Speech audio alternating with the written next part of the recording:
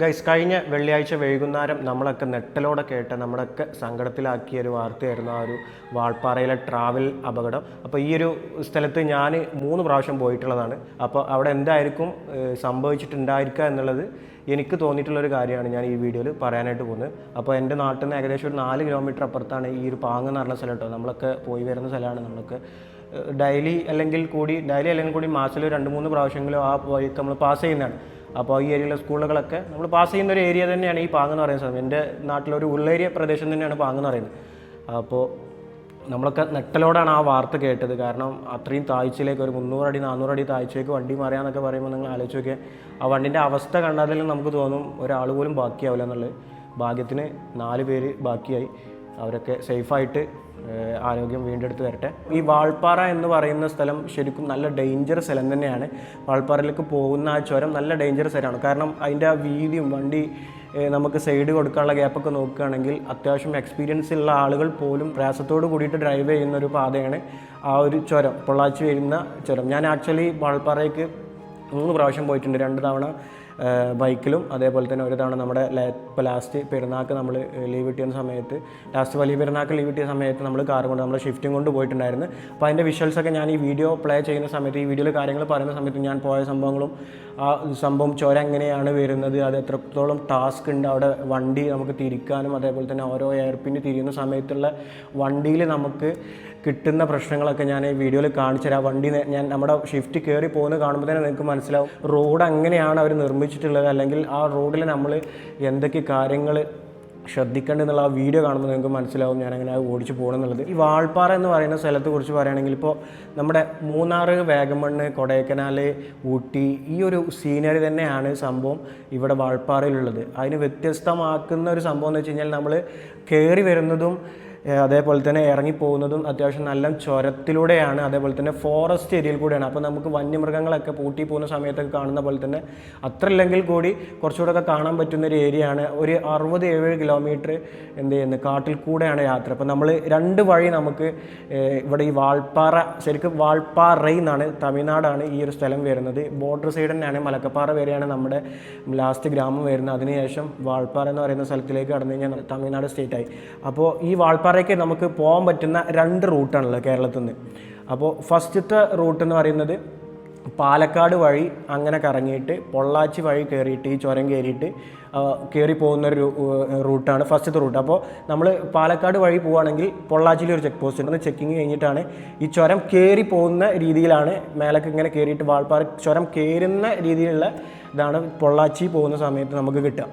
അതേപോലെ തന്നെയുള്ള ഒരു ചുരം പോലെ തന്നെ ഈ എയർപിന്ന് ഉണ്ടെങ്കിൽ കൂടി എയർപിന്നായിട്ട് നമുക്ക് തോന്നൂല എന്നുണ്ടെങ്കിലും അത്യാവശ്യം ചുരം പോലെ നമുക്ക് ഫോറസ്റ്റിലൂടെ പോകുന്നൊരു സംഭവം തന്നെയാണ്. നമ്മുടെ രാവിലെ പോകുന്ന സമയത്ത് അധികം ആളുകളും ചൂസ് ചെയ്യുന്ന റൂട്ട് എന്ന് വെച്ച് കഴിഞ്ഞാൽ നമ്മൾ തൃശ്ശൂർ വഴി, ആതിരപ്പള്ളി വഴി അങ്ങനെ മലക്കപ്പാറ കയറിയിട്ട് വാൾപ്പാറ എന്ന് പറയുന്ന സ്ഥലത്തേക്ക് എത്തുന്ന രൂപത്തിൽ. അപ്പോൾ ഫസ്റ്റിൽ ഞാൻ പോയ സമയത്ത്, ബൈക്കിൽ പോയ സമയത്ത് തൃശ്ശൂർ വഴിയാണ് പോയത്. ഏറ്റവും കൂടുതൽ ആളുകൾ പോകുന്ന റൂട്ട് ഇതാണ്. നമുക്ക് ഫസ്റ്റ് ആതിരപ്പള്ളി ടച്ച് ചെയ്ത് അവിടെ ഒക്കെ ഒന്ന് ഇറങ്ങി ഒന്ന് ഫ്രഷ് ആയി ആണെങ്കിൽ കുളിച്ചിട്ട് നേരെ മലക്കപ്പാറ വഴി വാൾപ്പാറ എത്തിയിട്ട് പിന്നെ പൊള്ളാച്ചി വഴി അങ്ങനെ തിരിച്ചു വരുന്ന റൂട്ടാണ് അധികം ആളുകളും ചൂസ് ചെയ്യാറുള്ളത്. നമ്മളിപ്പോൾ ലാസ്റ്റ് പോയ സമയത്ത്, ഷിഫ്റ്റ് ആയിട്ട് പോയ സമയത്ത് നമ്മൾ ചൂസ് ചെയ്ത റൂട്ട് എന്ന് വെച്ച് കഴിഞ്ഞാൽ ഫസ്റ്റ് അവിടുത്തെ ചുരം കയറുക, എന്നിട്ട് ഇറങ്ങുന്ന സമയത്ത് നമ്മുടെ കേരളത്തിലേക്ക് ഇറങ്ങിയിട്ട് അങ്ങനെ പോവാം.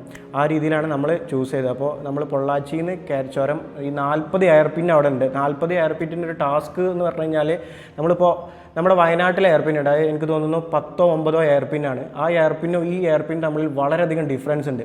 ഒന്നാമത്തെ കാര്യം, ഈ ഒരു പൊള്ളാച്ചിയിലുള്ള എയർപിന്ന് വരുന്നത്, ചുരം വരുന്നത് 40 എയർപിൻ ഉണ്ട്. ആ 40 എയർപിന്നിൻ്റെ വളവെന്ന് പറയുന്നത്, ഈ പിന്ന് വരുന്ന വളവ്, ഓരോ വളവ് വരുന്ന സമയത്താണ് ഓരോ പിന്ന് എന്ന് പറയാം. അപ്പോൾ ഈ ഓരോ വളവിലും ഡിസ്റ്റൻസ് എന്ന് പറഞ്ഞു കഴിഞ്ഞാൽ വളരെയധികം കുറവാണ്. അതായത് ഒരു വളവ് കഴിഞ്ഞ് ഇങ്ങനെ കയറിയ അടുത്ത വളവെത്തി, അടുത്തത് കഴിഞ്ഞ് പിന്നെ ഇങ്ങോട്ടിങ്ങനെ ജസ്റ്റ് ഒന്ന് കാല് നമ്മൾ പതുക്കെ ചവിട്ടിയാൽ തന്നെ, വണ്ടി നീങ്ങിയാൽ തന്നെ അടുത്ത വളവെത്തി. അങ്ങനത്തെ ഒരു പിന്നുള്ള സ്ഥലമാണ് ഈ പൊള്ളാച്ചി വഴി വരുന്ന സമയത്ത് നമ്മൾ വാൾപ്പാറയിൽ പോകുന്ന ആ ഒരു പിന്നെന്ന് പറയുന്നത്. പൊള്ളാച്ചി വഴി കയറുന്ന സമയത്താണെങ്കിൽ ഇറങ്ങുന്ന സമയത്തുള്ള വരുന്ന ആ ഒരു ചുരം വരുന്നത്. അപ്പോൾ ഈ 40 എയർപിൻ എന്ന് പറഞ്ഞു കഴിഞ്ഞാൽ നമ്മുടെ വയനാട് പോയവർക്ക് അറിയാം, ഈ നമ്മുടെ വയനാട് ചുരം വരുന്നത് ഒരു ഫസ്റ്റത്തെ എയർപിൻ ഇങ്ങനെ കയറി കഴിഞ്ഞ് കുറച്ച് ഡിസ്റ്റൻസ് താണ്ടിയിട്ട് കുറച്ച് ഡിസ്റ്റൻസ് കഴിഞ്ഞിട്ടാണ് അടുത്ത വളവ് വരുന്നത്. അപ്പോൾ അതേപോലെയല്ല ഇവിടെ വരുന്നത്.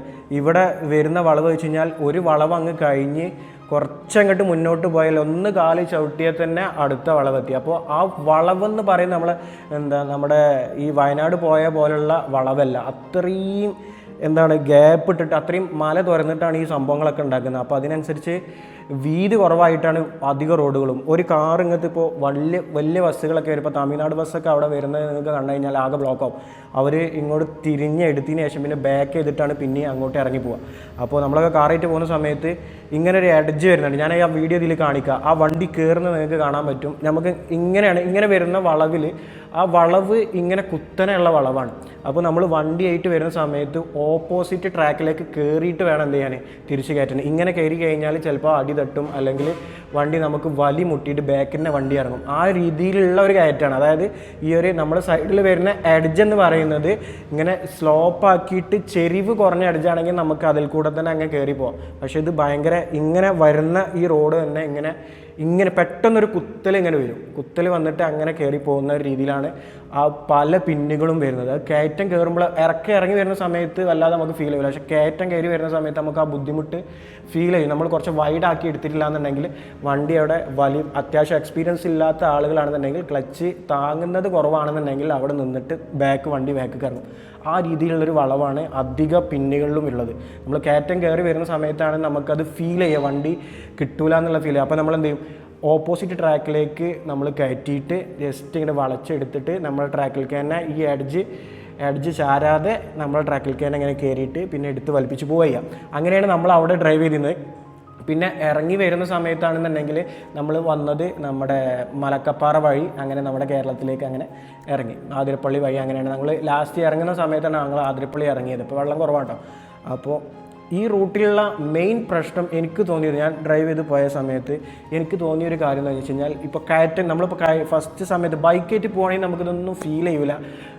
അതേപോലെ തന്നെ ബൈക്കായിട്ട് പോകുകയാണെന്നുണ്ടെങ്കിൽ കുറച്ചുകൂടെ ഒക്കെ കാഴ്ചകൾ ഈ സ്ഥലത്തൊക്കെ കാണാനായിട്ട് പറ്റും. അപ്പോൾ ബൈക്കായിട്ട് ഞാൻ ഈ സ്ഥലത്തേക്ക് റെക്കമെൻഡ് ചെയ്യുന്നത് ബൈക്കായിട്ട് പോകാനാണ്. കാറായിട്ട് പോയി കഴിഞ്ഞാൽ നിങ്ങൾക്ക് ആ ഒരു ഫീൽ കിട്ടില്ല എന്നുള്ളതാണ് സത്യം. പിന്നെ ഞങ്ങൾ കാർ എടുത്ത സമയത്ത് കുറച്ച് ലോങ് പോകാൻ വേണ്ടിയിട്ടാണ് ഈ ഒരു സമയത്ത്, ആ പെരുന്നാളിൻ്റെ സമയത്ത് ലീവ് കിട്ടിയ സമയത്ത് ഞങ്ങൾ പോയത്. അപ്പോൾ ഈ എഡ്ജുകളാണ് മെയിനായിട്ട് പ്രശ്നം വരുന്നത്. എഡ്ജുകൾ എന്ന് പറഞ്ഞു കഴിഞ്ഞാൽ സ്ലോപ്പായിട്ടുള്ള എഡ്ജല്ല, ഇങ്ങനെ കുത്തനുള്ള എഡ്ജാണ്. ഇപ്പോൾ ഒരു നിരന്ന റോട്ടിൽ വന്നിട്ട് ഇങ്ങനെ തിരിയുന്ന വളവിൽ നമ്മൾ ഇങ്ങനെ ചെയ്ത് വെച്ചാൽ എങ്ങനെ ഉണ്ടാവും, അതേപോലെയുള്ള എഡ്ജുകളാണ് ഇവിടെ പല റോഡുകളിലും. ഇറങ്ങി വരുന്ന സമയത്ത് നമുക്കിങ്ങനെ ക്രോസ് ചെയ്ത് ഇറങ്ങി വരാനായിട്ട് പറ്റും. പക്ഷെ കയറി വരുന്ന സമയത്ത് ഇങ്ങനെ വന്നിട്ട് തിരിച്ചിട്ട് ഓപ്പോസിറ്റ് ട്രാക്കിലേക്ക് കയറിയിട്ട് വേണം ഇത് തിരിഞ്ഞ് കയറാൻ വേണ്ടിയിട്ട്. അപ്പോൾ ഓപ്പോസിറ്റ് വരുന്ന വണ്ടികൾ ഉണ്ടെന്നുണ്ടെങ്കിൽ നമ്മൾ ഇവിടെ തന്നെ ഇപ്പോൾ കയറി വരുന്ന സമയത്ത് ഇവിടെ ചാരി നിർത്തിയതിന് ശേഷം ആ വണ്ടി തിരിഞ്ഞ് പോയതിന് ശേഷം നമുക്ക് എന്ത് ചെയ്യാൻ പറ്റുള്ളൂ, ഈ ഓപ്പോസിറ്റ് ട്രാക്കിലേക്ക് കയറിയിട്ട് ഇത് തിരിച്ചിട്ട് നമുക്ക് നമ്മുടെ ട്രാക്കിൽ തന്നെ മാറാനായിട്ട് പറ്റുള്ളൂ. അപ്പോൾ അത്രയും വീതി കുറവുള്ള റോഡാണ് ഒന്നാമത്തെ കാര്യം. ഈ എഡ്ജിൽ വരുന്ന ഈ ഒരു ക്രോസിങ്ങിൽ വരുന്ന ഏരിയയിലൊക്കെ അത്യാവശ്യം വീതി കുറവാണ്. അതേപോലെ തന്നെ അവിടെ നമ്മൾ കണ്ടിട്ട പോലെ കേരളത്തിലുള്ള പോലെ ഇപ്പോൾ നമ്മുടെ ചുരങ്ങളിലൊക്കെയാണെങ്കിൽ അത്യാവശ്യം ഹൈറ്റിൽ നമ്മൾ എന്ത് ചെയ്യും, അതിൽ ബാരിക്കേഡുകൾ അതേപോലെ തന്നെ സേഫ്റ്റി ഗാർഡുകളൊക്കെ വെച്ച് ഇരുമ്പിൻ്റെ തൂണുകളൊക്കെ വെച്ചിട്ടുണ്ടാവും.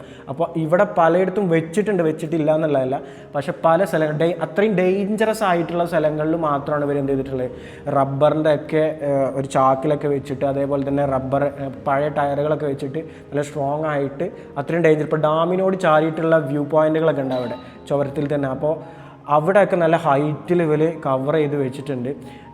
അതേപോലെ തന്നെ അത് കഴിഞ്ഞിട്ടുള്ള ഏരിയ ഉണ്ടാവുമല്ലോ, ഈ വളവ് തിരിഞ്ഞ് കഴിഞ്ഞിട്ടുള്ള ഏരിയയിൽ അങ്ങോട്ട് എന്ത് ചെയ്യുന്നത്, ഒരു ഇഞ്ച് ഗ്യാപ്പ് അല്ലെങ്കിൽ ഒരടി 2 അടി ആ ഒരു രൂപത്തിലാണ് ഇതിൻ്റെ ഓരോ കെട്ടുകളും വരുന്നത്.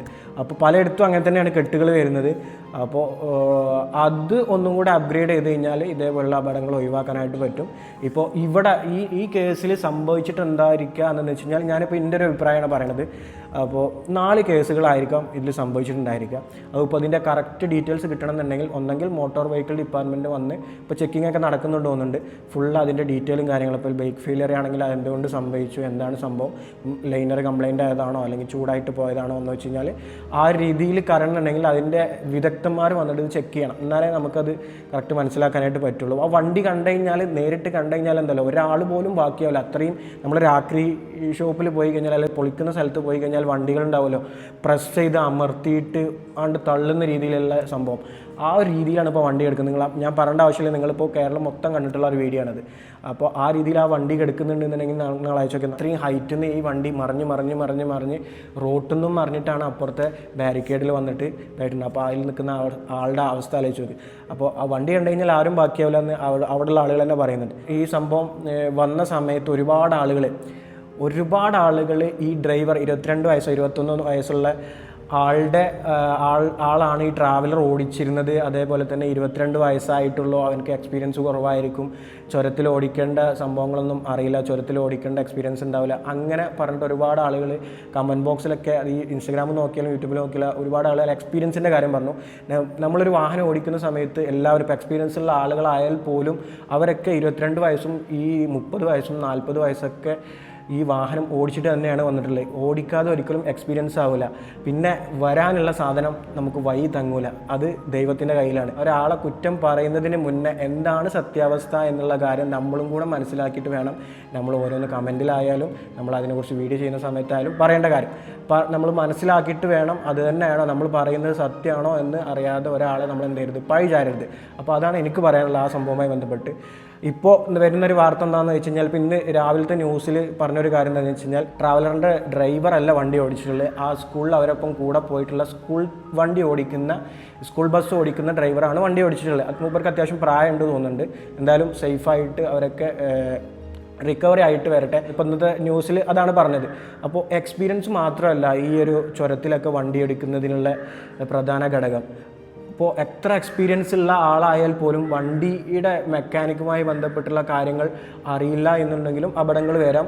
അതേപോലെ തന്നെ വണ്ടി ബ്രേക്ക് ഫെയിലിയർ ആയാൽ എത്ര എക്സ്പീരിയൻസ് ഉണ്ടായിട്ടും കാര്യമില്ല, വണ്ടി കൺട്രോളിൽ കിട്ടില്ല. ബ്രേക്ക് ഫെയിലിയർ ആയി കഴിഞ്ഞാൽ, ബ്രേക്ക് പൊട്ടിക്കഴിഞ്ഞാൽ പിന്നെ ഒന്നും ചെയ്യാൻ കഴിയില്ല. ഹാൻഡ് ബ്രേക്കുമ്പോഴൊക്കെ വണ്ടി നിർത്തിനും ഗിയറിൽ വണ്ടി നിർത്തുന്നതിനൊക്കെ പരിധികളുണ്ട് ഈ ചുരത്തിലൊക്കെ. അത് നിങ്ങൾ ഒരു വണ്ടി കൊണ്ട് നിങ്ങൾ ആ ചുരം കൊണ്ട് പോകുമ്പോഴേ നിങ്ങൾക്ക് മനസ്സിലാവുള്ളൂ ഈ ഒരു സ്ഥലം എത്രത്തോളം ഡേഞ്ചറാണ് എന്നുള്ളത്. ഞാൻ 2 പ്രാവശ്യം 3 പ്രാവശ്യം പോയപ്പോഴും ഇതിൻ്റെ ഡേഞ്ചറൻസ് മനസ്സിലാക്കിയ ഒരാളാണ്.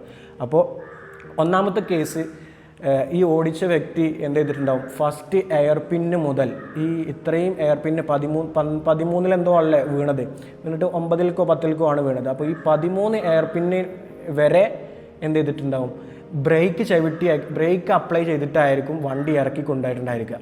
അത്രയും ഡിസ്റ്റൻസ്, ഇറങ്ങി വരുന്ന ഡിസ്റ്റൻസിലാണ് അവർ മലക്കപ്പാറ കഴിഞ്ഞ് വാൾപ്പാറ കഴിഞ്ഞ് അവർ ഇവിടെ തൃശ്ശൂർ വഴിയാണ് പോയിട്ടുള്ളത്. അപ്പോൾ ഇവിടുത്തെ ചുരം കയറി മലക്കപ്പാറ വഴി അങ്ങനെ കയറിയിട്ട് പൊള്ളാച്ചി വഴി തിരിച്ചു വരുന്ന റൂട്ടിലേക്കാണ് അവർ കയറിയിട്ടുള്ളത്.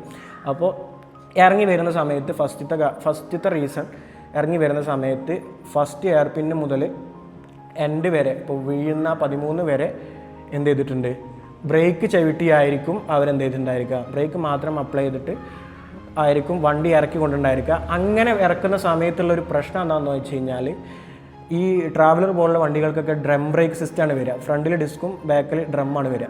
അപ്പോൾ ഈ ഡ്രം ബ്രേക്ക് സിസ്റ്റം വരുന്ന സമയത്ത് ഇത് ചൂടാവും. ഇത്രയും ലോഡും വെച്ചിട്ട് നമ്മളിതിങ്ങനെ ഇറക്കി വരുന്ന സമയത്ത് ഡ്രം ബ്രേക്ക് ചൂടായിട്ട് അതങ്ങ് കത്തിപ്പോയിട്ട് ബ്രേക്ക് കിട്ടാത്ത ഒരു സാഹചര്യം വരുന്ന സമയത്ത് ബ്രേക്കാണ് ചവിട്ടി കഴിഞ്ഞാൽ ക്ലച്ച് പോലെ അങ്ങ് പോകും. അതേപോലെ സംഭവിച്ചതായിരിക്കും ഫസ്റ്റത്തെ കേസ്. അപ്പോൾ ആ ഒരു എഡ്ജിൽ നിന്നാണ് വണ്ടി ക്രോസായി പോയിട്ടുള്ളത്. അപ്പോൾ അവിടുന്ന് എങ്ങാനും ബ്രേക്ക് പോയിട്ടുണ്ടെങ്കിൽ എത്ര എക്സ്പീരിയൻസ് ഉള്ള ആളായാൽ പോലും ആ ഒരു സമയത്ത് വണ്ടി കൺട്രോളാക്കി നിർത്തുക എന്ന് പറയുന്നത്, അതും ചുരം പോലുള്ള സംഭവത്ത് നമ്മൾ ഉള്ളിൽ ടെൻഷൻ കയറി കഴിഞ്ഞാൽ വണ്ടി കൺട്രോൾ ആവില്ല. നമ്മൾ ആരും കുറ്റപ്പെടുത്തിയിരുന്ന കാര്യമില്ല, വരാനുള്ള വഴി തങ്ങില്ല. അപ്പോൾ അതുകൊണ്ട് ഫസ്റ്റത്തെ കേസ് ഈ ബ്രേക്ക് ഫെയിലിയർ ആയിരിക്കാം, ഇങ്ങനെ ഇറക്കിയത് കൊണ്ട് ബ്രേക്ക് ഫെയിലിയർ ആയിരിക്കാം. രണ്ടാമത്തെ കേസ് എന്ന് പറയുന്നത്, ഈ വണ്ടിക്ക് ആദ്യം തന്നെ ബ്രേക്കിന് എന്തെങ്കിലും പ്രശ്നങ്ങൾ ഉണ്ടായിരിക്കാം, ആ വണ്ടി കൊണ്ടായിരിക്കാം ഇവരെന്തെങ്കിലും പോയിട്ടുണ്ടായിരിക്കാം. രണ്ടാമത്തെ കേസ് അതായിരിക്കാം, ബ്രേക്കിന് എന്തെങ്കിലും ചെറിയ അഡ്ജസ്റ്റ്മെൻറ്റുകൾ വരുത്തിയിട്ടായിരിക്കാം ഇവർ ഇവിടെ തന്നെ വണ്ടി കൊണ്ട് പോയിട്ടുണ്ടായിരിക്കുക. അപ്പോൾ അത് മൂലവും ബ്രേക്ക് ഫെയിലിയർ ഉണ്ടാവാം. മൂന്നാമത്തെ കേസ് എന്ന് പറയുന്നത്, ഇവർ വണ്ടി ഇങ്ങോട്ട് വരുന്ന അങ്ങനെ വരുന്ന സമയത്ത് എനിക്ക് തോന്നുന്നു അങ്ങനെ ഇതേപോലുള്ള അപകടങ്ങൾ ഉണ്ടാവാൻ ചാൻസ് ഒരു 80% എനിക്ക് തോന്നുന്നുള്ളൂ. കാരണം അവിടെ ഒരു വണ്ടി കാണുന്ന സമയത്ത് തന്നെ മുകളിൽ തന്നെ നമ്മൾ എന്ത് ചെയ്യും, ബ്രേക്ക് ചവിട്ടാനുള്ള സാധ്യത കൂടുതലാണ്, വണ്ടി ഗിയർ ഡൗൺ ചെയ്യാനുള്ള സാധ്യത കൂടുതലാണ്. പിന്നെ ഇതേപോലുള്ള വളവുകൾ എത്തുന്ന സമയത്ത് നമ്മൾ വണ്ടി ഓടിക്കുന്നവർക്കറിയാം, നമ്മൾ എപ്പോഴും ഗിയർ ഷിഫ്റ്റ് ചെയ്യുന്ന ഒരു രീതി എന്ന് പറഞ്ഞു കഴിഞ്ഞാൽ, വണ്ടി ഇറങ്ങി വന്ന് നമ്മൾ ആ ചുരത്തിലൊക്കെ ആണെങ്കിൽ ആ ഒരു എഡ്ജ് ഉണ്ടാവുമല്ലോ, നമ്മളെ ക്രോസിങ് വളവ് വരുന്ന സമയത്താണ് നമ്മൾ ഗിയർ ഡൗൺ ചെയ്യുക. ആ ഗിയർ ഡൗൺ ചെയ്യുന്ന സമയത്ത് വണ്ടി ഓപ്പോസിറ്റ് വണ്ടി വരുന്ന സമയത്താണെന്നുണ്ടെങ്കിൽ നമ്മൾ എന്ത് ചെയ്യും, അവിടുന്ന് തന്നെ കുറച്ചുകൂടെ മുമ്പിൽ തന്നെ നമ്മൾ ഗിയർ ഡൗൺ ചെയ്യാനായിട്ട് നോക്കാറുണ്ട്. ഒരു വണ്ടി കയറി വരുന്നുണ്ട് എന്നുണ്ടെങ്കിൽ എന്തായാലും അവിടെയൊക്കെ എന്തായാലും ആരും ഹോൺ അടിക്കാതെ ഒന്നും കയറി വരില്ല, അത്രയും ഡേഞ്ചറസ് സ്ഥലമാണ്. ഏത് എക്സ്പീരിയൻസ് ഇല്ലാത്ത ആൾ പോലും സൂക്ഷ്മതയോടെ വണ്ടി ഓടിക്കുന്ന ഒരു സ്ഥലമാണ് അത്. ആ വണ്ടി നിങ്ങളൊരു വണ്ടിയും കൊണ്ട് അവിടെ പോകുന്ന സമയത്ത് നിങ്ങൾക്ക് മനസ്സിലാവും ഇതൊരു ഡേഞ്ചർ സ്ഥലമാണ്. ഇവിടെ നമ്മുടെ സ്പീഡ് കൊണ്ടോ അല്ലെങ്കിൽ നോക്കി ഓടിച്ചില്ല എന്നുണ്ടെങ്കിൽ വണ്ടി കൊക്കേക്ക് മാറും എന്നുള്ളൊരു സ്ഥലം തന്നെയാണ്. അപ്പോൾ അതുകൊണ്ട് ഓരോ ആളുകളും വണ്ടി ഓടിക്കുന്നത് അത്രയും പതുക്കെ ആയിരിക്കും, അതേപോലെ തന്നെ അത്രയും സൂക്ഷ്മതയോടെ ആയിരിക്കും ആ ഒരു സ്ഥലത്ത് വണ്ടി ഓടിക്കുക. അപ്പോൾ അതുകൊണ്ടാണ് ഈ ചുരം ഇത്രയും കാലഘട്ടമായിട്ടും ഇപ്പോൾ രണ്ടാമത്തെ കേസാണ് തോന്നുന്നത്, 2-3 കേസായിട്ടാണ് ഇപ്പോൾ. അല്ലെങ്കിൽ എത്രയോ വണ്ടികൾ മാറിയിട്ടുണ്ടാവും, നമ്മൾ സൂക്ഷിച്ചിട്ടില്ല എന്നുണ്ടെങ്കിൽ എത്രയോ വണ്ടികൾ കൊക്കയിലേക്ക് പോയിട്ടുണ്ടാവും. അപ്പോൾ ഇനി പോകാതിരിക്കട്ടെ. അപ്പോൾ മൂന്നാമത്തെ കേസ് എന്ന് പറയുന്നത് ഓപ്പോസിറ്റ് വണ്ടി വന്നിട്ട് സമയത്ത് ബ്രേക്ക് ഫെയിലിയറോ അല്ലെങ്കിൽ ആ ഒരു വന്ന സമയത്തുള്ള നെട്ടലിലോ സംഭവിച്ചതായിരിക്കാം മൂന്നാമത്തെ കേസ്. നാലാമത്തെ കേസ് എന്ന് പറയുന്നത് എൻ്റെ ഒരു നിഗമനം കേട്ടോ, ഈ പല വണ്ടികൾക്കും ഈ ഗിയർ ബോക്സിനൊക്കെ കംപ്ലയിൻറ്റ് വരുന്ന സമയത്ത്, കംപ്ലയിൻറ്റ് ആവാനായിട്ടുണ്ടെന്നുണ്ടെങ്കിൽ നമ്മൾ ഗിയർ ഷിഫ്റ്റ് ചെയ്യുന്ന സമയത്ത്, ഇപ്പോൾ പല വണ്ടികൾക്കും നിങ്ങൾ ശ്രദ്ധിച്ചിട്ടുണ്ടാവും, ചില സമയത്ത് വണ്ടികൾക്ക് ഗിയർ കുടുങ്ങും. ഗിയർ കുടുങ്ങുക എന്ന് പറഞ്ഞു കഴിഞ്ഞാൽ ഇപ്പോൾ നമ്മൾ ഇറങ്ങി എന്നൊക്കെ സമയത്ത് അല്ലെങ്കിൽ ഏതെങ്കിലുമൊക്കെ ഗിയർ എന്ത് ചെയ്യും, ന്യൂട്രൽ പൊസിഷനിലാണ് ചാടി നിൽക്കും, പിന്നെ ഗിയർ ചാടാതാവും. അതായത് നമ്മൾ എത്ര ക്ലച്ച് ചവിട്ടിയാലും, ക്ലച്ച് റിലീസ് ചെയ്താലും, ക്ലച്ച് ചവിട്ടിയാലും ഈ വണ്ടി എന്തെങ്കിലും സെക്കൻഡിക്ക് ചിലപ്പോൾ ചാടിയിട്ടുണ്ടാവില്ല, അല്ലെങ്കിൽ തേർഡിക്ക് ചിലപ്പോൾ ചാടാതെ ന്യൂട്രലാണ്ടാവും. അത് ചിലപ്പോൾ എന്ത് ചെയ്തിട്ടുണ്ടാവും, നമ്മൾ ഈ വണ്ടി ഇറങ്ങി വരുന്ന സമയത്തായിരിക്കും നമ്മൾ ഗിയർ ഷിഫ്റ്റ് ചെയ്യാനായിട്ട് നോക്കുക. ചുരം ഇറങ്ങുന്നത് കഴിഞ്ഞിട്ടായിരിക്കും എന്ത് ചെയ്തിട്ടുണ്ടാവുക, നമ്മൾ ചുരം വളവ് തിരിയുമ്പോൾ മുന്നായിട്ടാണ് നമ്മൾ ഗിയർ ഷിഫ്റ്റ് ചെയ്യുക. ആ ഒരു എപ്പോഴാണോ വണ്ടി സ്ലോ ആക്കേണ്ടത് ആ ഒരു സമയത്തിന് കുറച്ച് അല്പം മുമ്പാണ് നമ്മൾ ഗിയർ ഷിഫ്റ്റ് ചെയ്യുക. ഷിഫ്റ്റ് ചെയ്തിട്ട് ആ ഒരു ഗിയറിൽ ഇങ്ങനെ പതുക്കെ ഇറക്കി കൊണ്ടുവരിക. അപ്പോൾ ഈ ഗിയർ ഷിഫ്റ്റ് ചെയ്യുന്ന സമയത്ത് ഈ വണ്ടി ചിലപ്പോൾ ഇൻ കേസ് എന്തെങ്കിലും ഗിയർ ബോക്സ് മാനുഫാക്ചറോ അങ്ങനെ എന്തെങ്കിലും പ്രശ്നങ്ങൾ വന്നിട്ട് എൻ്റെ ഒരു അനുമാനം കേട്ടോ, ന്യൂട്രലിൽ വണ്ടി കിടന്നിട്ടുണ്ടാവും. ആ ന്യൂട്രൽ വന്നോട് കൂടിയിട്ട് പിന്നെ ഒന്നും ചെയ്യാൻ പറ്റാത്ത അവസ്ഥ ആയി, വണ്ടി ബ്രേക്ക് ചവിട്ടിയിട്ടും കിട്ടാതെ പോലെ ആയി. ആ ഒരു ഇതിൽ ചിലപ്പോൾ എന്ത് ചെയ്തിട്ടുണ്ടാവും, വണ്ടി ഇതേപോലെ ക്രോസ് ചെയ്തിട്ട് ഇറങ്ങിയിട്ടുണ്ടാവും. അതും ഒരു പോസിബിലിറ്റിയാണ്. ന്യൂട്രായി അടുത്ത ഗിയറിലേക്ക് മാറുന്നില്ല വണ്ടി, ബ്രേക്ക് ചവിട്ടിയിട്ടും കിട്ടാത്തൊരു സാഹചര്യം വരുന്ന സമയത്ത് ഇതേപോലെ സംഭവിക്കാറുണ്ട് പല വണ്ടികൾക്കും. അത് ലോഡ് വരുന്ന സമയത്തൊക്കെ ഇതേപോലെ വണ്ടി ബ്രേക്ക് ഫെയിലിയർ ആവും. പിന്നുള്ളൊരു കേസ് എന്താണെന്ന് വെച്ച് കഴിഞ്ഞാൽ ഒരു 90% അത് പോസിബിൾ അല്ല, കാരണം ആരും അത് ചെയ്യൂല. പലരും ചെയ്യുന്ന കാര്യമാണ് കേട്ടോ, അത് നമ്മുടെ നാട്ടിലൊക്കെ ചെയ്യുന്ന ഒരു പരിപാടിയാണിത്. പല ആളുകളും കണ്ടിട്ടുണ്ട്, ഇറക്കം കണ്ടു കഴിഞ്ഞാൽ വണ്ടി അങ്ങ് ഓഫ് ചെയ്തിട്ട് ന്യൂട്രലാക്കും. അത് ഏറ്റവും ഡേഞ്ചർ പരിപാടിയാണ്. അത് ന്യൂട്രലിൽ വണ്ടി ഇറക്കുന്നതും ബ്രേക്ക് ചവിട്ടി ഇറക്കുന്നതും അതേപോലെ തന്നെ പല ആളുകളും ചെയ്യുന്നൊരു മിസ്റ്റേക്കാണ്. ഇറക്കം അങ്ങ് കണ്ടു കഴിഞ്ഞാൽ ക്ലച്ചാണ് ചവിട്ടിയിട്ട് ബ്രേക്ക് മണ്ട് കാലെടുക്കും. ക്ലച്ച് ചവിട്ടുന്നതോട് കൂടിയിട്ട് നിങ്ങളൊരു കാര്യം മനസ്സിലാക്കണം, ക്ലച്ച് എന്ന് പറയുന്ന സാധനം ചവിട്ടുന്നതോട് കൂടിയിട്ട് നമ്മുടെ ഫുൾ സംഭവം ന്യൂട്രലാക്കിയ പോലെ ആവും. അതായത് വണ്ടിയും എൻജിനുമായിട്ടുള്ള ഒരു ഇതുണ്ട്, ഒരു പിടുത്തമുണ്ട്. ആ പിടുത്തം കംപ്ലീറ്റ് അങ്ങ് പോയി കിട്ടും. പിന്നെ നമ്മൾ ബ്രേക്ക് ഫെയിലിയർ ആയാൽ ഒന്നും നമുക്ക് ചെയ്യാൻ കഴിയില്ല, വണ്ടി അങ്ങ് പോക്ക്. ക്ലച്ച് റിലീസ് ചെയ്താൽ പോലും വണ്ടി നിൽക്കില്ല. അപ്പോൾ ഇൻ കേസ് അത് എനിക്ക് തോന്നിയൊരു സംഭവമാണ്, അങ്ങനെ സംഭവിക്കാവുന്ന കേസുകളുണ്ട്. പല വണ്ടികൾ നിങ്ങളുടെ നാട്ടിൽ തന്നെ പല വണ്ടികളും ഇറക്കത്തിൽ ന്യൂട്രൽ ഇറക്കിയിട്ട് കൊണ്ടുപോയിട്ട് വീണ്ടുള്ള കേസുകളുണ്ടാവും. അപ്പോൾ പല ആളുകളും ചെയ്യുന്നൊരു മിസ്റ്റേക്ക് അതാണ്, എണ്ണ ലാഭിക്കാൻ വേണ്ടിയിട്ട് എന്ത് ചെയ്യും, ന്യൂട്രലാക്കിയിട്ട് വണ്ടി ഇറക്കും. അത് ഭയങ്കര ഡേഞ്ചറാണ്. ഈ ചുരത്തിലൊന്നും നിങ്ങൾ അങ്ങനത്തെ അഭ്യാസങ്ങൾ കാണിക്കരുത്, വണ്ടി കൺട്രോൾ കിട്ടില്ല. അങ്ങനെ ഒരു കേസ് എനിക്ക് തോന്നിയതാണ്. അങ്ങനെ എന്തെങ്കിലും സംഭവിച്ചിട്ടുണ്ടായിരിക്കാം. അങ്ങനെ അധികം ആൾക്കാരും ചെയ്യൂല, ഡ്രൈവേഴ്സൊന്നും അങ്ങനെ ചെയ്യൂല. അങ്ങനെ ചെയ്യുന്ന ആളുകളുണ്ട്, അത് ചെയ്യാതിരിക്കുക. അപ്പോൾ അതേപോലെ തന്നെ ഈ ക്ലച്ച് ചവിട്ടിയിട്ട് ഗിയറിലല്ലാതെ ക്ലച്ച് ചവിട്ടി ബ്രേക്ക് മാത്രം അപ്ലൈ ചെയ്തിട്ട് ചെയ്യുന്ന ആളുകളുണ്ട്, അതും ചെയ്യാതിരിക്കുക. ഭയങ്കര ഡേഞ്ചറാണ്. ആ ഒരു കേസും ഈ ഒരു സംഭവത്തിൽ ചിലപ്പോൾ സംഭവിച്ചിരിക്കാം. ഇതിൽ ആക്ച്വലി ഇതിൻ്റെ സംഭവങ്ങൾ എങ്ങനെയാണിത് സംഭവം ഉണ്ടായിട്ടുള്ളത്, എന്താണ് ആ സമയത്ത് ഉണ്ടായിട്ടുള്ളതെന്ന് അറിയണമെന്നുണ്ടെങ്കിൽ ഈ ഓടിച്ച ആളും അതേപോലെ തന്നെ ഈ മറ്റേ ഡ്രൈവർ പയ്യനും ഇതിന് നമുക്ക് പോലീസിനോ അല്ലെങ്കിൽ ഇതിൻ്റെ അധികാരികൾക്ക് മൊഴി കൊടുക്കാൻ പറ്റുന്ന രീതിയിൽ അവരെ ഹെൽത്ത് കണ്ടീഷൻ ഓക്കെ ആവണം. അപ്പോഴേ അതിൻ്റെ സത്യാവസ്ഥ പുറത്തു വരുള്ളൂ. നമ്മൾ ഒരിക്കലും എന്ത് ചെയ്യരുത്, നമ്മുടെ ഒരു ഊഹം വെച്ചിട്ട് ഇതാണെന്നുള്ളത്, ഇപ്പോൾ ഗവൺമെൻറ് ആയാലും ഓരോ ഊഹം വെച്ചിട്ട് ഇതാവണില്ല. എല്ലാവരുടെയും മൊഴിയും കാര്യങ്ങളൊക്കെ നോക്കിയിട്ട് പിന്നെ ആ വണ്ടിയും ചെക്ക് ചെയ്തിട്ട് അതിൽ പറ്റുന്ന മാറ്റങ്ങളൊക്കെ നോക്കിയിട്ടാണ് ഇത് ഉറപ്പ് വരുത്തുക ഇതാണ് ഇതിൻ്റെ പ്രശ്നം എന്നുള്ളത്. എന്നിട്ട് അവിടെയുള്ള എന്ത് ചെയ്യുള്ളൂ. ഇപ്പോൾ അവിടുത്തെ ഈ ബാരിക്കേഡും കാര്യങ്ങളൊക്കെ ഉയർത്താനായിട്ടുള്ള ശ്രമങ്ങൾ നടത്തിയിട്ടുണ്ട് തമിഴ്നാട് സർക്കാർ. അപ്പോൾ ഇതൊക്കെ ആയിരിക്കാം ഇതിനൊരു കാരണം. പിന്നെ ഈ ഒരു വീഡിയോയിൽ ഞാൻ പറയുന്നത് എന്താണെന്ന് വെച്ച് കഴിഞ്ഞാൽ, നിങ്ങൾ എവിടെ ഇനിയിപ്പോൾ ചുരം എന്നല്ല ഏത് ഇറക്കം ഇറങ്ങുകയാണെന്നുണ്ടെങ്കിലും ക്ലച്ച്, ഒന്നാമത്തെ കാര്യം ക്ലച്ച് ചവിട്ടിയിട്ട് നിങ്ങൾ വണ്ടി ഇറക്കരുത്. ഞാൻ ബൈക്കിൻ്റെ വീഡിയോകൾ ചെയ്യുന്ന സമയത്തും ഞാൻ പറയുന്ന കാര്യമാണ്, ക്ലച്ച് ചവിട്ടിയിട്ട് നിങ്ങൾ ഇറക്കാനായിട്ട് ശ്രമിക്കരുത്. ക്ലച്ച് ചവിട്ടുന്നതോട് കൂടിയിട്ട് എൻജിനും വണ്ടിയുമായിട്ടുള്ള എല്ലാ സംഭവങ്ങളും പോയി കിട്ടും. വണ്ടി അങ്ങ് ന്യൂട്രലായ പോലെ ആവും. എൻജിന് നമ്മൾ ഏത് വണ്ടി ഓടിക്കുകയാണെങ്കിലും ആ വണ്ടിയുടെ എൻജിനും നമ്മുടെ വണ്ടിയുടെ ബോഡിയും തമ്മിൽ, ചേസും തമ്മിൽ നമ്മളൊരു അറ്റാച്ച്മെൻറ്റ് ഉണ്ടാവും. അതായത് ഓരോ ഗിയറിലും ഓരോ അറ്റാച്ച്മെൻറ്റ് ഉണ്ടാവും. ഫസ്റ്റ് ഗിയർ നമ്മൾ എന്തിനാണ് ഉപയോഗിക്കുന്നത്? കയറ്റം കയറാൻ. അതേപോലെ തന്നെ സെക്കൻഡ് ഗിയറും നമ്മൾ കയറ്റം കയറാൻ വേണ്ടിയിട്ടാണ് ഉപയോഗിക്കുക. അപ്പോൾ ഈ ഗിയർ, ഈ ഫസ്റ്റ് സെക്കൻഡ് ഗിയറിൽ എൻജിനും നമ്മുടെ വണ്ടിയുമായിട്ടൊരു പിടുത്തം ഉണ്ടാവും. അത് നിങ്ങൾക്ക് കറക്റ്റ് മനസ്സിലാവുന്നുണ്ടെങ്കിൽ ഒരു കയറ്റത്തിൽ വണ്ടി കൊണ്ടുപോയി നിർത്തുക, എന്നിട്ട് ഇറങ്ങി വരുന്ന സമയത്ത് ഫസ്റ്റിലിട്ടിട്ട് വണ്ടി ഇറക്കുക.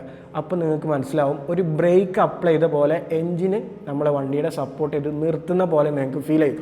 അപ്പോൾ സെക്കൻഡിൽ ഉപയോഗിക്കുന്ന സമയത്തും ഇതേപോലെ തന്നെ. തേർഡ് ഫോർത്ത് കഴിഞ്ഞ് കഴിഞ്ഞാൽ വണ്ടിക്ക് തീരെ പിടുത്തം കിട്ടില്ല. വണ്ടി പിടുത്തം ഉണ്ടാവും. ആ ഗിയർ, ഇപ്പോൾ തേർഡ് ഗിയറും ഫോർത്ത് ഗിയറൊക്കെ നമ്മൾ കുറച്ചുകൂടെ സ്പീഡിൽ കാണുന്ന സമയത്താണ് നമ്മൾ ആ ഗിയർ ഷിഫ്റ്റ് ചെയ്യുക. അപ്പോൾ അതിൻ്റേതായ റൊട്ടേഷനാണ് ആ ഒരു ഗിയർ വീലുകളും അതേപോലെ തന്നെ ഗിയർ ബോക്സ് ഒക്കെ കാണിക്കുക. ഫസ്റ്റ് ഗിയറും നിങ്ങൾ വണ്ടിയുടെ ഗിയർ ബോക്സ് കണ്ടാൽ നിങ്ങൾക്ക് മനസ്സിലാവും. ഫസ്റ്റ് ഗിയറും സെക്കൻഡ് ഗിയറിൻ്റെ ആ ഒരു പൊസിഷൻ കണ്ടാൽ തന്നെ മനസ്സിലാവും. അങ്ങനെ കറക്കുന്ന സമയത്ത് തന്നെ നമുക്ക് മനസ്സിലാവും കുറച്ച് ഹാർഡായിരിക്കും ഗിയർ.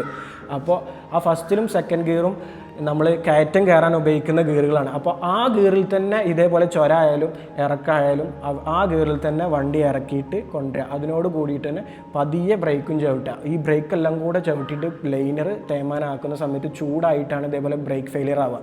അപ്പോൾ ഫസ്റ്റ് സെക്കൻഡ് ഇതേപോലെ ചുരത്തിൽ ഇപ്പോൾ ഇത്രയും സംഭവങ്ങളിലായിട്ട് ഈ വാൾപ്പാറ സ്ഥലങ്ങളിലൊക്കെ അത്യാവശ്യം, ഇപ്പോൾ ഈ മൂന്നാർ പോലെയല്ല വാൾപ്പാറ. മൂന്നാർ അതേപോലെ തന്നെ വാഗമണ്, ഊട്ടി, കൊടൈക്കനാൽ പോലെയല്ല ഈ വാൾപ്പാറ എന്ന് പറയുന്ന സ്ഥലം. ടോട്ടലി ഡിഫറെൻ്റ് ആയിട്ടുള്ള സീനറി സംഭവങ്ങളൊക്കെ ഒന്ന് തന്നെയാണ്, പക്ഷേ എത്തിപ്പെടാൻ കുറച്ചുകൂടി ഡിഫിക്കൽട്ട് ആയിട്ടുള്ളൊരു സ്ഥലമാണ് വാൾപ്പാറ എന്ന് പറയുന്നത്. അപ്പോൾ അതുകൊണ്ടാണ് സഞ്ചാരികൾ കുറവ്. നമുക്ക് അവിടെ പോകുമ്പോൾ തന്നെ മനസ്സിലാവും, നമ്മൾ വണ്ടി ചുരം കഴിഞ്ഞ് അങ്ങനെ കുറച്ച് കഴിഞ്ഞിട്ട് ഒരു വണ്ടി നമുക്ക് കാണാൻ കഴിയുള്ളൂ. അപ്പോൾ അത്രയും സഞ്ചാരികൾ കുറവുള്ള സ്ഥലമാണ്. സീസൺ സമയത്ത് പോലും ഈ വാൾപ്പാറ എന്ന് പറയുന്ന സ്ഥലത്ത്, മൂന്നാർ അതേപോലെ തന്നെ ഈ കൊടൈക്കനാൽ, ഊട്ടി പോലുള്ള അത്ര റഷുള്ളൊരു ഏരിയ തന്നെ അല്ല ഈ വാൾപ്പാറ.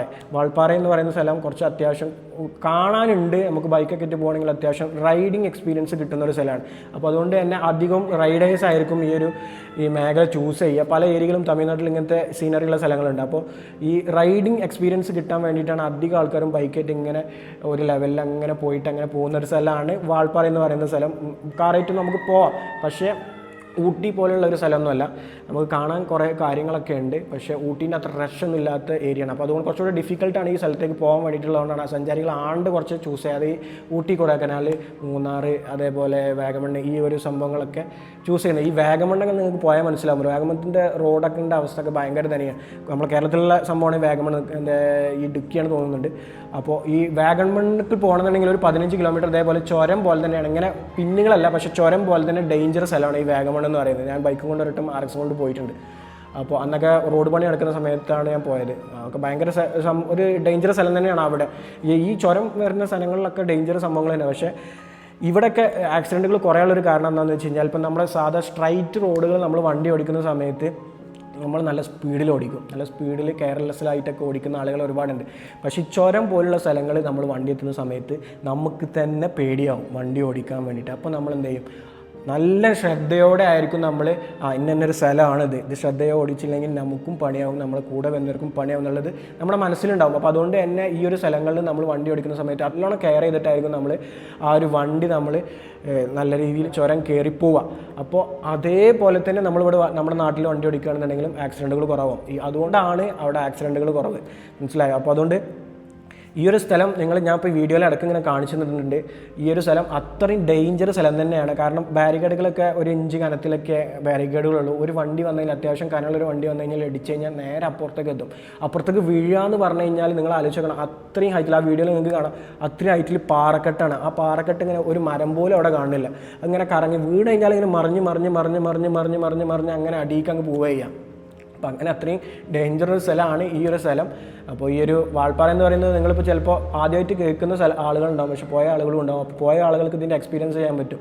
അപ്പോൾ എൻ്റെ റെക്കമെൻഡേഷൻ എന്ന് വെച്ച് കഴിഞ്ഞാൽ, നിങ്ങൾ പോവുകയാണെന്നുണ്ടെങ്കിൽ ഒന്നെങ്കിൽ ഏറ്റവും സേഫാന്ന് പറയാൻ പറ്റില്ല, ചുരം കയറുമ്പോഴും അപകടങ്ങളുണ്ടാവാം. ചുരം കയറുന്ന രീതിയിൽ ഈ വാൾപ്പാറയ്ക്ക് പോകുന്നത് പൊള്ളാച്ചി വഴി ആക്കുക, എന്നിട്ട് തിരിച്ചു വരുന്ന സമയത്ത് എന്ത് ചെയ്യുക, ആതിരപ്പള്ളി വഴി വരിക. അതായിരിക്കും കുറച്ചുകൂടെ എനിക്ക് തോന്നിയൊരു സേഫ്റ്റി ഉള്ളൊരു മാർഗ്ഗം അതാണ്. കാരണം നമ്മൾ ഈ 40 എയർ പിൻ ഉണ്ടെന്നുള്ള ആലോചിക്കണം. നമ്മൾ ഇവിടെ നാട്ടിലുള്ള പോലുള്ള എയർ പിൻ പോലും അല്ല. നമ്മുടെ നാട്ടിലുള്ള എയർ പിൻ ഞാൻ പറഞ്ഞല്ലോ, ഇപ്പോൾ വയനാട് ചുരം കയറുന്നവർക്ക് അറിയാം, ഒരു എയർ പിന്ന് കുറച്ച് കഴിഞ്ഞിട്ടാണ് അടുത്ത വളവ് വരുന്നത്. അപ്പോൾ അതേപോലെയല്ല ഇത് സംഭവം. അത് ഈ ഇവിടെ പോകുമ്പോൾ നിങ്ങൾക്ക് മനസ്സിലാവും. ഒരു എയർ പിന്ന് കഴിഞ്ഞ് ഉടനെ അടുത്ത എയർ പിന്നാണ്, അടുത്ത വളവാണ്. അപ്പോൾ ഒരു വണ്ടി വരുന്ന സമയത്ത് അടുത്ത വണ്ടി തിരിഞ്ഞ് വരുന്നുണ്ടെങ്കിൽ ഈ കയറി വരുന്ന വണ്ടി അവിടെ സ്റ്റോപ്പ് ചെയ്ത് നിർത്തി ആ വണ്ടി കയറിയതിന് ശേഷം ഈ വണ്ടി കയറി പോകാൻ പറ്റുള്ളൂ. കാരണം ഈ നമ്മൾ കയറി വരുന്ന വണ്ടി, ഞാൻ ഫസ്റ്റ് പറഞ്ഞ പോലെ ഇവരൊരു എഡ്ജ് ഉണ്ട്. ആ എഡ്ജ് വണ്ടി കയറി കഴിഞ്ഞാൽ ചിലപ്പോൾ എക്സ്പീരിയൻസ് ഇല്ലാത്ത ആളുകളാണെന്നുണ്ടെങ്കിൽ, ആദ്യമായിട്ട് പോകുന്ന ആളുകളൊക്കെ ആണെങ്കിൽ അവിടെ കുടുങ്ങുമെന്ന് പറഞ്ഞു കഴിഞ്ഞാൽ ചിലപ്പോൾ ഈ ലിഫ്റ്റ് ചെയ്ത വണ്ടികളൊക്കെ ആണെന്നുണ്ടെങ്കിൽ അടി തട്ടിയിരിക്കും. അതേപോലെ തന്നെ ഇങ്ങനെ എഡ്ജ് ഇറങ്ങുന്ന സമയത്ത് ഇത് ഇങ്ങനെ ഒരു കയറ്റാണ്, ഇങ്ങനെ ഈ ഷേപ്പുള്ളൊരു കയറ്റല്ല, ഇങ്ങനെ വന്നിട്ട് ഇങ്ങനെ കയറ്റാം. അപ്പോൾ നമ്മൾ ഒരു ഓപ്പോസിറ്റ് വണ്ടി വരികയാണെങ്കിൽ ആ വണ്ടി പോയതിന് ശേഷം ആ വണ്ടി വന്ന വയൽ കൂടെ ഇങ്ങനെ ക്രോസ് ചെയ്ത് കയറിയിട്ട് പോകണം. അപ്പോൾ അങ്ങനത്തെ 40 എഡ്ജുകളുണ്ട്. ചില എഡ്ജുകളൊക്കെ ഈ 13ാം എഡ്ജും അതേപോലെ തന്നെ 13ാമത്തെ വളമൊക്കെ നല്ല ഡേഞ്ചർ വളവാണ്. അപ്പോൾ ഈ എയർ പിന്നുകളിലൊക്കെ നിർത്തിയിട്ട് ഫോട്ടോ എടുക്കുന്ന ആളുകൾ കുറേ ആൾക്കാരുണ്ട്. അപ്പോൾ അതൊക്കെ നിർത്തിയിടുന്ന സമയത്തൊക്കെ ഈ ബ്ലോക്കും അതേപോലെ തന്നെ വണ്ടികൾ കയറി പോകാനുള്ള തടസ്സവും ഒക്കെ ഉണ്ടാവാറുണ്ട്. അപ്പോൾ ഇപ്പോൾ ഞാൻ പോയ സമയത്തൊന്നും വലിയ ആളുകളില്ല. നമ്മളൊക്കെ ഇങ്ങനെ കയറി ഒരു 5 എയർ പിന്നൊക്കെ കയറുമ്പോഴാണ് ഒരു വണ്ടി കയറി ഇങ്ങനെ ഇറങ്ങി വരുന്നതൊക്കെ കാണുന്നത്. പിന്നെ ബൈക്കുകൾ കുറേ ഉണ്ടാവും, കുറേ റൈഡേഴ്സ് ഉണ്ടാവും. ബൈക്കുകളാണ് കാര്യമായിട്ട് ബൈക്ക് കൊണ്ടാണ് അധികം ആളുകളും ഈ ഒരു സ്ഥലത്തേക്ക് വരിക. കാരണം ബൈക്കും കൊണ്ട് പോയാൽ നമുക്ക് ആ ഒരു ഫീലിംഗ് കിട്ടും. അപ്പോൾ എൻ്റെ ഒരു അഭിപ്രായമായിട്ടോ ഞാൻ ഈ വീഡിയോയിൽ പറഞ്ഞു, ഇങ്ങനെയൊക്കെ ഇങ്ങനെയൊക്കെ സംഭവിക്കാറുമുണ്ട്. അപ്പോൾ ഇതൊക്കെ ശ്രദ്ധിക്കുക. വാൾപ്പാറ അങ്ങനത്തെ സ്ഥലങ്ങളൊന്നും പോകണ്ടെന്നും ആരും പറയരുത്. പക്ഷേ എല്ലായിടത്തും നമ്മൾ പോകണം. നമ്മൾ കെയർ ചെയ്ത് കഴിഞ്ഞാൽ നമ്മൾ എത്രത്തോളം നമ്മുടെ ആ വണ്ടീനെ കെയർ ചെയ്യുന്നു, അല്ലെങ്കിൽ നമ്മുടെ സേഫ്റ്റി നോക്കുന്നു, അതിനനുസരിച്ച് നമുക്ക് പോയി വരുന്ന വണ്ടിയുടെ സേഫ്റ്റി ആയാലും നമ്മുടെ സേഫ്റ്റി ആയാലും കിട്ടും. അപ്പോൾ ഓവർ സ്പീഡൊന്നും അവിടെ നമുക്ക് പോകാൻ കഴിയില്ല. ഓവർ സ്പീഡ് എടുത്തിട്ട് കാര്യമില്ല, വണ്ടി മറിഞ്ഞു പോകും. ഓവർ സ്പീഡൊക്കെ എടുത്തിട്ടുണ്ടെങ്കിൽ അടുത്ത ഓപ്പോസിറ്റ് വണ്ടി വന്നിട്ടുണ്ടെങ്കിൽ. പിന്നെ ആനകൾ, പല തരം സംഭവങ്ങളൊക്കെ ഇറങ്ങുന്ന സ്ഥലം കൂടിയാണ്. മഴക്കാലത്ത് നമുക്ക് തോന്നുന്നത് ക്ലോസിങ് ആണെന്ന് തോന്നുന്നുണ്ട്. എൻ്റെ ഒരു സജഷൻ പറയാം, ഈ ട്രാവലർ പോലുള്ള വണ്ടികൾ അത്യാവശ്യം വലിയ വണ്ടികൾ കയറ്റി വിടാതിരിക്കുന്നതായിരിക്കും ഏറ്റവും നല്ലത്. കാരണം അതിനുള്ള ബസ്സുകളൊക്കെ പോകുന്നുണ്ട്. അവിടെ ബസ്സുകൾ എന്ന് പറഞ്ഞു കഴിഞ്ഞാൽ തമിഴ്നാട് KSRTC പോകുന്നുണ്ട്. നമ്മളെ KSRTC ഉണ്ട് തോന്നുന്നുണ്ട്, ഒരു വണ്ടി തന്നെ കണ്ട്. അപ്പോൾ അവരൊക്കെ അത്രയും എക്സ്പേർട്ടുകളാട്ടോ ഈ വണ്ടി തിരിക്കുന്നതിലും ഇതിലൊക്കെ. തമിഴ്നാട് KSRTC ആ ഒരു ഓലെ ട്രാൻസ്പോർട്ട് ഒക്കെ 2-3 ബസ്സുകളുണ്ട്. ഓലൊക്കെ സിമ്പിളായിട്ട് കട്ട് ചെയ്ത് ക്രോസ് ചെയ്ത് പോകുന്നുണ്ട്. പക്ഷേ ബാക്ക് തിരിയണം, ഈ വളവിന് വരുന്ന സമയത്ത് സ്റ്റോപ്പ് ചെയ്ത് ബാക്ക് തിരിഞ്ഞിട്ടാണ് അവരൊക്കെ പോകുന്നത്. അപ്പോൾ ഇതൊക്കെയാണ് നമ്മൾ ശ്രദ്ധിക്കേണ്ടത്. മെയിനായിട്ട് ഈ ക്ലച്ചിൽ ചവിട്ടിയിട്ട് ഇറക്കാതിരിക്കുക, ന്യൂട്രൽ ഇറക്കാതിരിക്കുക, ഇതൊക്കെ ഭയങ്കര ഡേഞ്ചറാണ്. അതൊക്കെ നമ്മൾ പറഞ്ഞ് എന്തായാലും വീഡിയോ ചെയ്താലും ആളുകൾ മാറ്റാൻ പോകണം. എൻ്റെ ഒരു അഭിപ്രായം പറയട്ടെ, നമ്മൾ ഈ റോഡ് സേഫ്റ്റി, നമ്മുടെ നാട്ടിൽ അധിക റോഡ് സേഫ്റ്റി നിയമങ്ങളും നമ്മൾ പാഠപുസ്തകങ്ങളിൽ, സ്കൂളിൽ പഠിക്കുന്ന പാഠപുസ്തകങ്ങളിൽ പ്രൈമറി സ്കൂൾ മുതൽ സെക്കൻഡറി സ്കൂൾ വരെ കൊടുക്കണം. അതായത് ചെറിയ പ്രായം മുതൽ തന്നെ നമ്മുടെ നാട്ടിലെ റൂൾസ് ഇങ്ങനെയാണ്, നമ്മുടെ റോഡ് സേഫ്റ്റി ഇങ്ങനെയാണ്, നമ്മൾ ബൈക്കിൽ പോകുന്ന സമയത്ത് ഈ കാര്യങ്ങൾ ശ്രദ്ധിക്കണം എന്നുള്ളൊരു പുസ്തകം തന്നെ ചെറിയ മക്കൾക്ക് വരെ പഠിപ്പിച്ച് തുടങ്ങണം. എന്നാലേ ഇതൊക്കെ മാറി തുടങ്ങുള്ളൂ. അല്ലാതെ നമ്മൾ ഇത് എത്ര നമ്മൾ വീഡിയോ ചെയ്തിട്ടോ അല്ലെങ്കിൽ ഗവൺമെൻറ് ഇതിങ്ങനെ നിയമങ്ങൾ കൊണ്ടുവന്നിട്ടോ ഒന്നും ആൾക്കാരെന്ത് ചെയ്യില്ല, നമ്മൾ കാണുന്ന സംഭവം അതേപടി നമ്മൾ എന്ത് ചെയ്യും, ആവർത്തിക്കും. അപ്പോൾ അതുകൊണ്ട് നമ്മുടെ ബാക്കിലുള്ള അല്ലെങ്കിൽ പൂർവികർ എന്താണോ നമുക്ക് തന്നത് അത് തന്നെയാണ് നമ്മളും ഇങ്ങനെ നമ്മുടെ മക്കൾക്കായാലും നമ്മൾ കൊടുക്കുന്നത്. അപ്പോൾ അതുകൊണ്ട് ഇതൊക്കെ പാഠപുസ്തകത്തിൽ വരണം. ഇതൊരു സംഭവങ്ങൾ, നമ്മുടെ ഇന്ത്യൻ റൂൾസ്, അതേപോലെ തന്നെ നമ്മുടെ നിയമങ്ങൾ, ഇപ്പോൾ ജീവിക്കുന്ന സംഭവങ്ങളിലുള്ള നിയമങ്ങളും കാര്യങ്ങളൊക്കെ ഒരു പുസ്തകമായിട്ട് പഠിപ്പിക്കുന്നത്, കുട്ടികൾക്ക് പഠിപ്പിക്കുന്നത് എന്തുകൊണ്ടും നല്ലതായിരിക്കും എന്നാണ് എൻ്റെ ഒരു അഭിപ്രായം. നിങ്ങളുടെ അഭിപ്രായം എന്താണ്, നിങ്ങൾ ജസ്റ്റ് ഒന്ന് കമൻറ്റ് ചെയ്യുക. അപ്പോൾ ഈ ഒരു വീട് കണ്ടപ്പോൾ എൻ്റെ നാട്ടിൽ തന്നെയാണ്. എൻ്റെ നാട്ടിൽ പറഞ്ഞു കഴിഞ്ഞാൽ ഇവിടുന്ന് 4 കിലോമീറ്റർ ഉള്ളൂ പാർങ് എന്ന് പറയുന്ന സ്ഥലത്തേക്ക്. നമ്മളൊക്കെ ഡെയിലി പോകുന്നില്ല എന്നുണ്ടെങ്കിലും ഒരു 2 മാസത്തിൽ, ഒരു മാസത്തിൽ ഒരു 4 ടക്കിലൊക്കെ ആ സൈഡിൽ കൂടെ ഒക്കെ പോകുന്നതാണ്. അപ്പോൾ എന്തായാലും അവരെ മരിച്ച ആളുകൾക്ക് അവരെ ഖബർ ഇതാവട്ടെ, നല്ല രീതിയിലാവട്ടെ. അതേപോലെ തന്നെ പിന്നെ റിക്കവറി വരുന്ന ആളുകൾ അവരെ ഹെൽത്ത് കണ്ടീഷൻ ഓക്കെ ആവട്ടെ. 2 എന്തോ ഡേഞ്ചർ, 2 കുഴപ്പമില്ല, 2 എന്തോ അത്യാവശ്യം കുഴപ്പങ്ങളുണ്ടെന്ന് പറയുന്നത് കേട്ട്. അപ്പോൾ എക്സ്പീരിയൻസ് ഒന്നും അല്ല, വണ്ടി നമ്മൾ എത്രത്തോളം കെയർ ചെയ്യുന്നു അത്രത്തോളം നമ്മുടെ കയ്യിൽ വണ്ടി ഉണ്ടാവും. നമ്മളിപ്പോൾ ചെറുപ്രായമാണെന്നുണ്ടെങ്കിലും ഇപ്പോൾ ലൈസൻസ് കിട്ടി മുതലാണ് ഓരോ ആളുകളും എന്ത് ചെയ്യുന്നത്, 18 വയസ്സ് കഴിഞ്ഞിട്ട് തന്നെയാണ് ഓരോ ആളുകളും എക്സ്പീരിയൻസിലേക്ക് കടക്കുന്നത്. വണ്ടി ഓടിച്ച് തന്നെയാണ് എക്സ്പീരിയൻസ് ആവുന്നത്. അപ്പോൾ എക്സ്പീരിയൻസ് മാത്രമല്ല അതിൽ ഘടകം, വണ്ടി എക്സ്പീരിയൻസ് എത്ര എക്സ്പീരിയൻസ് ഉള്ള ആയാലും വണ്ടി ബ്രേക്ക് പോയി കഴിഞ്ഞാൽ അത് പണി തന്നെയാണ്, വണ്ടി മറിയും. അതിലൊന്നും കാര്യമില്ല, എക്സ്പീരിയൻസ് ഒരു ഘടകം തന്നെയാണ്. പക്ഷേ ഇതിലൊക്കെ മോട്ടോർ വെഹിക്കിൾ ഡിപ്പാർട്ട്മെൻറ്റ് എന്ത് ചെയ്യണം, ഇതിനൊക്കെ ക്ലാസ് കൊടുക്കണം. നിങ്ങൾ ഹെവി ലൈസൻസ് കൊടുക്കുന്ന സമയത്ത് ഇതിൻ്റെ ക്ലാസ്സുകൾ കൊടുക്കണം. ചുരത്തിൽ പോകുന്ന സമയത്തും അതേപോലെ തന്നെ ടെസ്റ്റുകൾ എടുക്കുന്ന സമയത്ത് ഇതിനായിട്ടുള്ള സ്പെഷ്യൽ ക്ലാസ്സുകൾ കൊടുക്കുന്നത് എന്തുകൊണ്ടും നല്ലതായിരിക്കും. കാരണം കേരളത്തിൽ ഇത് കുറവാണ്. നമ്മൾ കേരളത്തിൽ മാത്രമല്ല യാത്ര ചെയ്യുക, മറ്റുള്ള സംസ്ഥാനങ്ങളും നമ്മൾ വിനോദത്തിനായാലും എന്തിനും ആവശ്യങ്ങൾക്കായാലും ബിസിനസ് ആവശ്യങ്ങൾക്കായാലും ഈ ചുരം കയറിക്കാൻ നമുക്ക് പോകേണ്ടി വരും. അപ്പോൾ ഡ്രൈവിംഗ് ടെസ്റ്റ് പാസ്സാകുന്ന സമയത്തും ഇതേപോലെ ക്ലാസ്സുകൾ കൊടുക്കുക. ഇതൊക്കെയാണ് ഇതിനെക്കുറിച്ച് പറയാനുള്ളത്. എല്ലാവരും എവിടെ പോകുകയാണെന്നുണ്ടെങ്കിലും സേഫ്റ്റി നോക്കുക, പോകുന്ന വണ്ടിയുടെ സേഫ്റ്റി നോക്കുക. എപ്പോഴും വണ്ടി പോകുന്ന സമയത്ത് ആ വണ്ടി ആ സ്ഥലത്തേക്ക് പോകാനുള്ള കണ്ടീഷനാണോ എന്നുള്ളത് ഒരു 2 ദിവസം മുന്നെങ്കിലും മെക്കാനിക്കുമായി ബന്ധപ്പെട്ടിട്ട് അതിൻ്റെ എല്ലാ ഭാഗങ്ങളും ക്ലിയർ ആക്കിയിട്ട് മാത്രം പോവുക. തട്ടിമുട്ടി പോയി കഴിഞ്ഞാൽ എന്തെങ്കിലും പറ്റിക്കഴിഞ്ഞാൽ നിങ്ങൾക്ക് മാത്രമല്ല നിങ്ങളുടെ കുടുംബവും ഇതേപോലെ വിഷമത്തിലാവും. അപ്പോൾ അതുകൊണ്ട് ഈ കാര്യങ്ങളൊക്കെ സേഫായിട്ട് എല്ലാവരും മനസ്സിൽ വെക്കുക. അതേപോലെ തന്നെ എല്ലാവരും നല്ല രീതിയിൽ പോയി വരിക. എന്തായാലും വാൾപ്പാറ ഉദ്ദേശിക്കുന്ന ആളുകളുണ്ടെന്നുണ്ടെങ്കിൽ നിങ്ങൾ പോയിട്ട് സേഫായിട്ട് വരിക. നമ്മളെ വീഡിയോസ് കാണുന്നവർക്കറിയാം, നമ്മൾ ലാസ്റ്റ് വാൾപ്പാറ പോയ വീഡിയോ ഒക്കെ നമ്മൾ അപ്ലോഡ് ചെയ്തിട്ടുണ്ട്. കണ്ടാൽ നിങ്ങൾക്ക് അറിയാം. അടുത്ത ചുരം കാര്യങ്ങളൊക്കെ ഞാൻ ആ വീഡിയോയിൽ ഉൾപ്പെടുത്തിയിട്ടുണ്ട്. ഈ വീഡിയോയിൽ ഞാൻ മാക്സിമം Insta360 എടുത്ത വീഡിയോസൊക്കെ ഞാൻ ഇതിൽ ആഡ് ചെയ്യുന്നുണ്ട്. അപ്പോൾ നിങ്ങൾക്ക് മനസ്സിലാവും ഡേഞ്ചർ സ്ഥലം തന്നെയാണ്. റോഡാണ് മെയിൻ. റോഡ് വീതി കൂട്ടലൊന്നും അവിടെ പോസിബിൾ അല്ല. കാരണം അത്രയും വർഷങ്ങളെടുക്കും. അത്രയും വണ്ടികൾ കയറി വരണമെന്നുണ്ടെങ്കിൽ, റോഡ് പണിയൊക്കെ നടക്കണമെന്നുണ്ടെങ്കിൽ അത്യാവശ്യം ആ റോഡൊക്കെ എങ്ങനെയൊക്കെ ഉണ്ടാക്കി എന്നുള്ളത് നമുക്ക് അത്ഭുതപ്പെട്ടു. അത്രയും അടിപൊളി റോഡാണ്. റോഡൊക്കെ അത്യാവശ്യം സൂപ്പർ റോഡൊക്കെ തന്നെയാണ്. കുണ്ടോ കുഴിയോ അങ്ങനത്തെ പ്രശ്നങ്ങളോ കാര്യങ്ങളോ ഒന്നുമില്ല. ഈ റോഡ് വീതി കൂട്ടുന്നതിന് ഈ ചുരങ്ങളൊക്കെ വീതി കൂട്ടി റോഡ് ഉണ്ടാക്കുന്നതിനൊക്കെ ഒരു പരിമിതികളൊക്കെ ഉണ്ട്. ഭൂമി ശാസ്ത്രവുമായി ബന്ധപ്പെട്ട സംഭവങ്ങളൊക്കെയാണത്. അപ്പോൾ അതുകൊണ്ട് റോഡ് ഓക്കെയാണ്. റോഡിൻ്റെ വീതി ഈ എഡ്ജ് ഇറങ്ങുന്ന സമയത്തൊക്കെയാണ്, അതേപോലെ തന്നെ വളവും പിന്നും വരുന്ന സമയത്തൊക്കെയാണ് കുറച്ച് വീതി കുറവുള്ളത്. ബാക്കിയുള്ള 2 വണ്ടികൾക്ക് സുഖമായിട്ട് പോകാനുള്ള റോഡൊക്കെ തന്നെ ഉണ്ട്. കാറുകൾക്ക് കിട്ടും. ബാക്കിയുള്ള ബസ്സുകളൊക്കെ വരുന്നത്, ബസ്സൊന്നും അങ്ങനെ കയറ്റി വിടില്ല. ടൂറിസ്റ്റ് ബസ്സോ കാര്യങ്ങളൊന്നും കയറ്റി അവർ വിടൂല. കാരണം ഇത് തന്നെയാണ് പ്രശ്നം. പിന്നെ രാത്രിയും വിടൂല. രാത്രി വിട്ട് കഴിഞ്ഞാൽ വണ്ടി മറിഞ്ഞ് എല്ലാ വണ്ടിയും മറിയും. അത്രയും ഡേഞ്ചറാണ്. കോടമണ്ണ് കണ്ടു കഴിഞ്ഞാൽ പിന്നു പോലും കാണൂല, ഇവിടെ റോഡ് പോലും കാണൂല. അപ്പോൾ അങ്ങനത്തെ ഒരു സ്ഥലമാണത്. അപ്പോൾ അതുകൊണ്ട് സേഫായിട്ട് പോവുക.